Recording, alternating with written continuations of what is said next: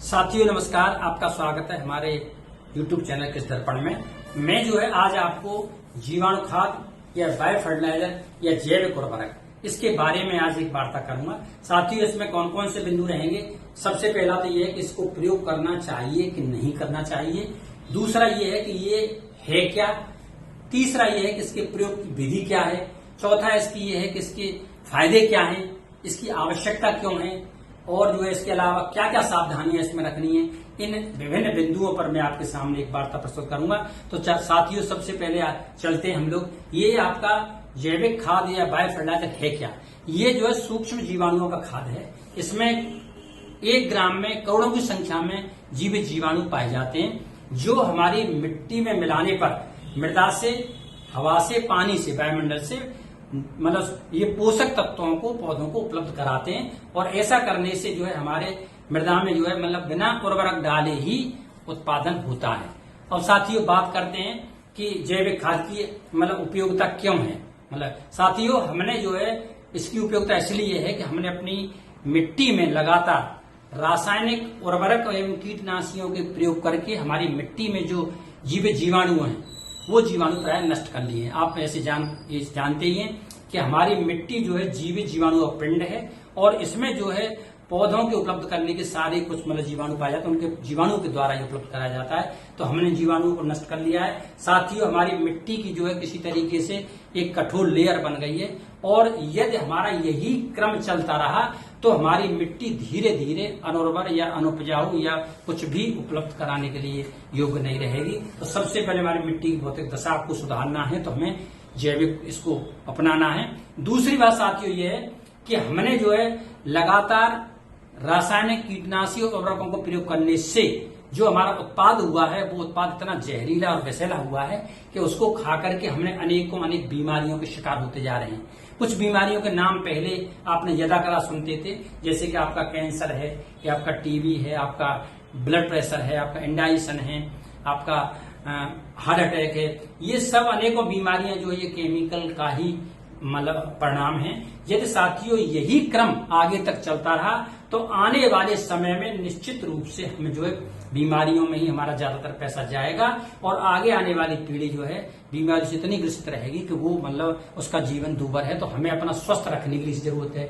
अगली बात यह है कि इसके प्रयोग करने से हमारी हवा प्रदूषित है और हमारा जल प्रदूषित है, तो उनको प्रदूषण से मुक्त कराना है। साथियों यही नहीं, ये खेती जो है काफी महंगी भी पड़ती है, इसमें लागत भी ज्यादा है। इस खेती के पैदा करने में अनेकों कीट बीमारियां भी प्रयोग करते हैं। तो इन सब से निजात दिलाने के लिए साथियों हमें जो है या तो प्राकृतिक खेती या फिर हमें जैविक खेती और इसमें जीवाणु खाद एक मुख्य, इसका प्रयोग हमें करना जरूर पड़ेगा, ये महती आवश्यकता है। अब साथियों बात करते हैं कि इससे फायदे क्या हैं। साथियों फायदे का जहां तक सवाल है कि सबसे पहले तो जैसे हमारे सिद्धांत ये है कि मिट्टी हमारा ये जीवित जीवाणुओं का पिंड है। इसमें अनेकों कोटि की संख्या में जो है जीवाणु पाए जाते हैं। ये जीवाणु हमने रासायनिक उर्वरक और कीटनाशी के प्रयोग करने से इसको नष्ट कर दिए हैं। यदि हम किसी तरीके से इन जीवाणु को दोबारा अपनी मिट्टी में मिला दें तो मिलाने से हमारी मिट्टी में बिना उर्वरकों के ही पौधों के सभी आवश्यक पोषक तत्व मिलेंगे और बिना उर्वरकों के ही हमारा उत्पादन होगा। तो साथियों इस सिद्धांत को ध्यान में रखते हुए यदि हम ये आपका बायो फर्टिलाइजर मिलाएंगे तो बायो फर्टिलाइजर मिलाने से हमारी मिट्टी में जो है क्या क्या सुधार होगा। पहला सुधार ये है कि साथियों मिट्टी की हमारे जैसे जीवाणु बढ़ने से इसके जो है मिट्टी की जल धारण क्षमता बढ़ेगी। नंबर 2, मिट्टी में जो है प्रॉपर एयरेशन होगा, वायु संचार होगा। अगली बात यह है कि ये मिट्टी में जैसे जीवाणु पहुंचेंगे तो मिट्टी में जो भी जैविक पदार्थ हैं, चाहे पेड़ पौधों की पत्तियां हैं या फिर आपका डंठल है, उनको सड़ा गला करके पौधे को ह्यूमस या ऑर्गेनिक मैटर की मात्रा देंगे। साथियों ये यही नहीं, ये मिट्टी में जो कठोर लेयर बन रही है उस कठोर लेयर को तोड़ेंगे जीवाणु और तोड़ने के बाद साथियों ये कुछ न्यूट्रिएंट जैसे हमारी मिट्टी में जो घुलनशील हैं उन्हें घुलनशील बना करके पौधों को उपलब्ध कराएंगे, न्यूट्रिएंट अपटेक करेंगे। साथियों ये अनेकों काम जो है हमारे इस जीवाणु खाद से हैं, इसलिए हमें अपनी मिट्टी की ये भौतिक दशा सुधारेंगे। यही नहीं साथियों हमारा उत्पाद भी जब माने किसी तरीके से विषरहित होगा तो उसकी क्वालिटी, कीपिंग क्वालिटी अच्छी होगी तो स्वाद भी अच्छा होगा और हम लोग रोग बीमारियों से भी बचेंगे। इन सब चीजों के देखते हुए हमारा ये इसकी उपयोगिता है या इसके फायदे हैं। अब साथियों बात करते हैं इसकी मात्रा। इसकी मात्रा जो है लगभग 1 एकड़ में 10 किलो और कहीं कहीं कुछ 20 किलो, मतलब चूंकि जैविक के ज्यादा रह कोई बात नहीं, इसका प्रयोग हम करते हैं। प्रयोग करने में मतलब इसका प्रयोग कब करते हैं? खेत में पर्याप्त नमी हो और धूप से बचा करके सुबह शाम ही इसका प्रयोग हमें करना। साथियों, बायो फर्टिलाइजर के प्रयोग करते समय हमें कुछ सावधानियां रखनी है। सबसे पहली तो सावधानी ये रखनी है कि हमें जो बायो फर्टिलाइजर प्रयोग करें ये सुनिश्चित कर लें कि उसमें सारे घटक हैं कि नहीं। स्टैंडर्ड कंपनी का ही आप लें, चूंकि इसके नाम पर जो है कई कंपनियां जो है किसानों से पैसा ऐंठ रही हैं और उसमें वो मतलब घटक नहीं है।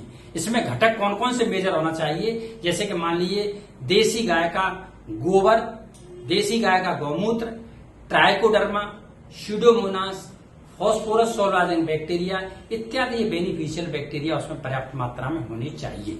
दूसरी बात साथियों ये है कि इनको प्रयोग करते समय हमें धूप से बचाव करना है। धूप से बचाव साथियों कैसे करना है? एक तो हमें इसका प्रयोग करते समय करना है, धूप ताप से बचाकर सुबह शाम ही प्रयोग करना है। दूसरा यह है कि ये जहां से आए वहां से जो है ट्रांसपोर्टेशन और भंडारित ये जो है प्रॉपर टेम्परेचर पर ही हो। यदि किसी तरीके से तेज धूप या हाई टेम्परेचर में तो इसके बैक्टीरिया जो है मर जाते हैं। साथियों, अगला ध्यान हमें ये रखना है कि हमें इसके प्रयोग करने के बाद रासायनिक कीटनाशकों का प्रयोग नहीं करना है, नहीं तो ये बैक्टीरिया हमारे नष्ट हो सकते हैं। साथियों, अगला ये है कि हमारा ये जितने भी ये बायो फर्टिलाइजर हैं, जैव जीवाणु हैं, जीवाणुओं का भोजन होता है हमारा। जैसे जैविक खादें, जैविक खादों में जैसे गोबर की खाद, हरी खाद, कंपोस्ट खाद या फिर केचुए की खाद, इन सब खादों का प्रयोग हमें जरूर करना है ताकि जीवाणु जो लंबे समय तक हमारे उसमें मिलते रहें। साथियों, अगली बात यह है कि इसमें खेत में पर्याप्त नमी भी रहनी चाहिए। तो ये सब चीजों को ध्यान में रखते हुए साथियों हमें निष्कर्ष के रूप में अगर बात करें तो कि हमें जीवाणु खाद या जैविक खाद या बायो फर्टिलाइजर प्रयोग करना है कि नहीं करना है। तो साथियों, निष्कर्ष रूप बात यह है कि हमें वास्तव में वर्तमान में चल रही रासायनिक खेती, जिसमें रासायनिक कीटनाशी और रासायनिक फर्टिलाइजर के स्थान पर हमें खेती को अगर मान लीजिए उपयोगी बनाना है तो हमें किसी तरीके से या तो प्राकृतिक आधारित गो आधारित प्राकृतिक आधारित खेती या जैविक खेती का जरूर प्रयोग करना है। साथियों, ध्यान ये रखना है कि जैविक खेती में हमारी जो जीवाणु खाद है इसका महत्वपूर्ण स्थान है। जीवाणु खाद जो है हमें ऐसे स्थान से लें जिसमें सारे स्टैंडर्ड कंटेंट हों और उसमें बताई गई सावधानियों को जरूर प्रयोग करें। सावधानियों को प्रयोग करते हुए साथियों अच्छी जगह से लेकर के यदि हम इसका प्रयोग करेंगे तो हमारी खेती में जो मतलब लागत भी कम लगेगी और उत्पादन भी विषरहित होगा। तो ये किसानों के लिए कहीं तक उपयोगी सिद्ध हो सकता है।